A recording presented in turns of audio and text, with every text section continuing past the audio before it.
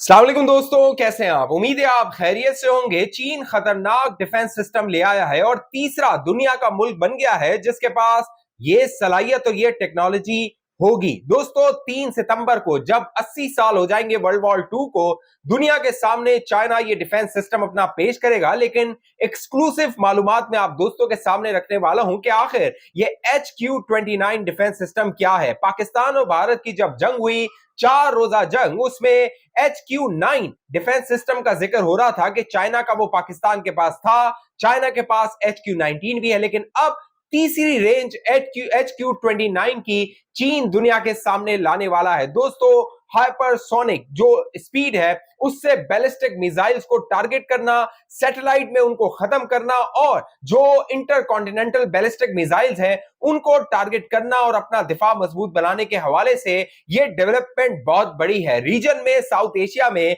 जो चाइना है वो पहला मुल्क बनने वाला है जो कि ये सिस्टम अपने पास रखेगा और हो सकता है कि पाकिस्तान के साथ भी उसको शेयर किया जाए। 4 रोजा जो लड़ाई हुई और भारत ने ऑपरेशन सिंदूर के नाम पे जो पाकिस्तान पर जंग मुसल्लत की, जिसमें पाकिस्तान ने उनके तकरीबन 6 से 7 जो जेट थे उनको गिराया था। जो भारत की फौज है दोस्तों, वो बार बार कह रही थी कि दुश्मन तो हमारा पाकिस्तान था, लेकिन लड़ हम चाइना से रहे थे, चीन से रहे थे, क्योंकि पाकिस्तान को चीन की भरपूर सपोर्ट हासिल थी। चाहे J-10 हो, चाहे PL-15 मिसाइल हो, चाहे डिफेंस सिस्टम हो, सारा जो हथियार था, क्योंकि पाकिस्तान 80% हथियार चाइना से लेता है और उसको पाकिस्तान ने भरपूर तरीके से भारत के खिलाफ इस्तेमाल किया था। अब 100 दिन गुजर चुके हैं, तकरीबन 100 दिन बाद भी भारत के अंदर ऑपरेशन सिंदूर पे बहस हो रही है, लेकिन चीन जो है दोस्तों एक कदम बल्कि 100 कदम आगे निकल चुका है।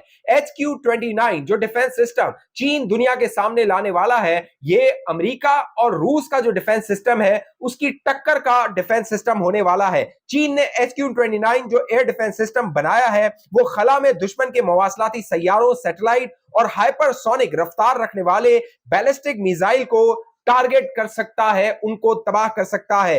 ये इस तरह चीन, अमेरिका और रूस के बाद तीसरा मुल्क बन जाएगा चाइना, जो कि खला में दुश्मन के हथियारों को टारगेट कर सकेगा और तबाह कर सकेगा। दोस्तों, इस डिफेंस सिस्टम के बारे में कहा जा रहा है कि ये इंटर कॉन्टिनेंटल बैलिस्टिक मिसाइल जो कि ICBM जिनको कहा जाता है उनको टारगेट कर सकता है। इसकी जो इंटरसेप्शन रेंज है तकरीबन 2000 किलोमीटर बताई जा रही है। इसका इंटरसेप्शन एल्टीट्यूड जो है 1500 किलोमीटर बताया जा रहा है। दोस्तों, इसकी स्पीड जो बताई जा रही है अप टू 18 मच बताई जा रही है। ये कि कह लीजिए कि दुनिया के कई मुमालिक ने तसव्वुर नहीं किया होगा कि चाइना ये टेक्नोलॉजी बना सकता है। लेकिन अब भारत को जो सबसे बड़ा खतरा है वो ये है कि ये टेक्नोलॉजी पाकिस्तान के हाथ ना आ जाए। क्यों? उसकी वजह यह है कि भारत के अंदर दोस्तों डिबेट हो रही है।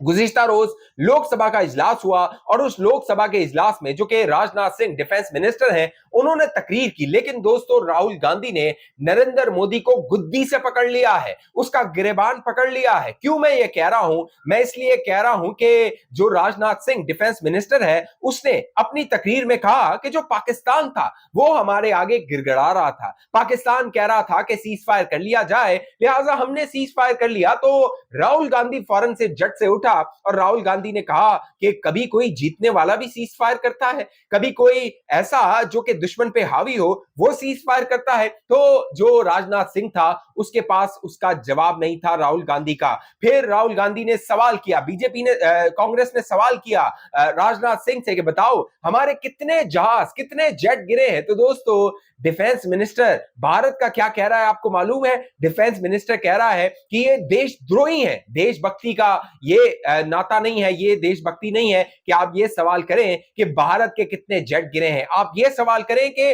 उनके कितने जेट गिरे हैं, दुश्मन के कितने जेट गिरे हैं। जब पीछे से आवाज आई कि बताओ उनके कितने जेट गिरे हैं, तो राजनाथ सिंह ने कहा नहीं नहीं नहीं, ये सवाल नहीं करो, ये सवाल करो कि उनके कितने हमने ठिकानों को निशाना बनाया है पाकिस्तान के। तो दोस्तों, भारत के पास 100 दिन गुजरने के बाद भी जवाब नहीं है, लेकिन चीन पाकिस्तान आगे बढ़ रहे हैं, 100 कदम आगे बढ़ रहे हैं 100 दिन के बाद, जो कि पहलगाम का ड्रामा भारत ने और नरेंद्र मोदी ने रचाया था। दोस्तों अब जो भारत है वहां पर बकायदा कांग्रेस सवाल कर रही है कि 100 दिन गुजरने के बाद वो जो 5 दहशतगर्द जिनके बारे में कहा गया कि उन्होंने पहलगाम में हमला किया था, आतंकवादी थे, उन्होंने आके 26 नागरिकों को मारा था, तो बताओ उनमें से कितने लोगों को, कितने दहशतगर्दों को मारा गया। लेकिन ढोंग रचाया जा रहा है भारत के अंदर। कश्मीर में एक और ऑपरेशन शुरू कर दिया गया है और उस ऑपरेशन में ये खबरें गोदी मीडिया के जरिए फैलाई जा रही हैं कि उसमें जो मास्टरमाइंड था पहलगाम का, उसको मार दिया गया है ताकि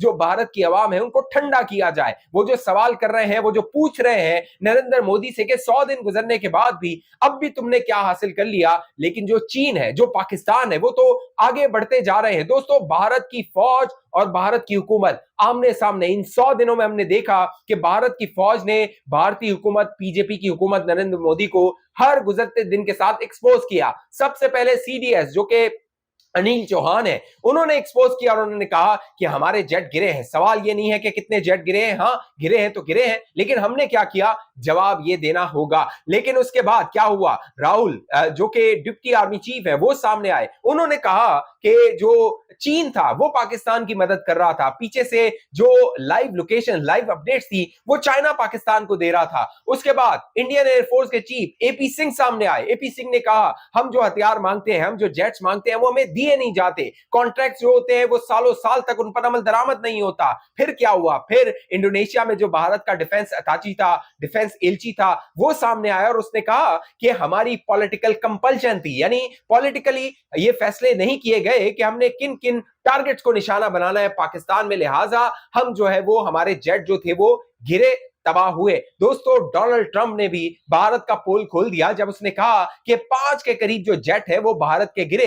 भारत इसका जवाब देने को तैयार नहीं था। राजनाथ सिंह से जब पूछा गया कि 26 मर्तबा जो डोनाल्ड ट्रंप है वो ये कह चुका है कि हमने जंग रुकवाई, मैंने ट्रेड का कह के जंग रुकवाई, तो राजनाथ सिंह ने इसका जवाब गोल कर दिया, डायरेक्ट तरीके से डोनाल्ड ट्रंप को जवाब नहीं दिया। अब दोस्तों चीन ये जो डिफेंस सिस्टम लेकर आया है, बाकायदा इससे short medium range ballistic missiles, cruise missiles, aircraft carrier को निशाना बनाया जा सकता है। अमेरिका का जो थर्ड THAAD सिस्टम है उसकी टक्कर का ये डिफेंस सिस्टम चीन ले आया है। दोस्तों चीन का ये जो है लेयर्स मिसाइल शील्ड उसका हिस्सा है, जिसमें मैंने आपको बताया HQ9 है, HQ19 है और अब HQ29 ये लेकर आया है। भारत के लिए मजीद परेशानियां हैं जो आने वाले दिनों में हो सकती हैं, क्योंकि भारत के पास जवाब नहीं है। दोस्तों जब अपनी आवाम को देने के लिए जवाब ना हो तो फिर क्या होता है, हुकूमतें कमजोर हो जाती हैं। नरेंद्र मोदी की भी हुकूमत कमजोर नजर आ रही है। बाकायदा राजनाथ सिंह ने अपनी गर्दन बचाने के लिए 1971 का हवाला दे दिया था और कहा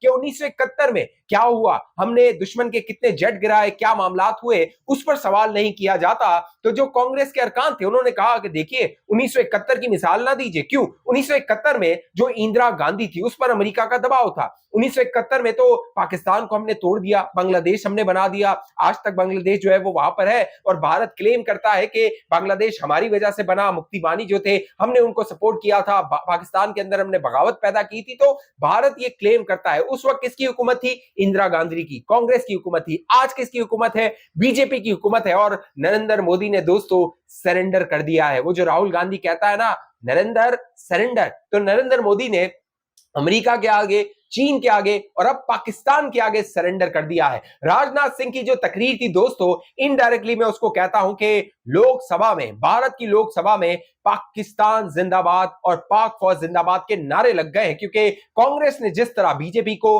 बेनकाब किया है, उनके कपड़े उतारे हैं, उनको नंगा किया है, दुनिया ने देख लिया है कि भारत अब पाकिस्तान का और चीन का मुकाबला नहीं कर सकता है। और चीन जिस तेजी से आगे बढ़ रहा है, आप समझिए पाकिस्तान भी उस तेजी से आगे बढ़ता रहेगा। इस हवाले से आप दोस्तों की जो भी राय नीचे कमेंट कीजिए। अब तक ये चैनल आपने सब्सक्राइब नहीं किया, जरूर सब्सक्राइब कीजिए, साथ घंटी का निशान उसको दबाइए, वीडियो को लाइक कीजिए, शेयर कीजिए, नीचे कमेंट आपने लाजमी करना है, वीडियो को लाइक आपने लाजमी करना है, शेयर आपने लाजमी करना है।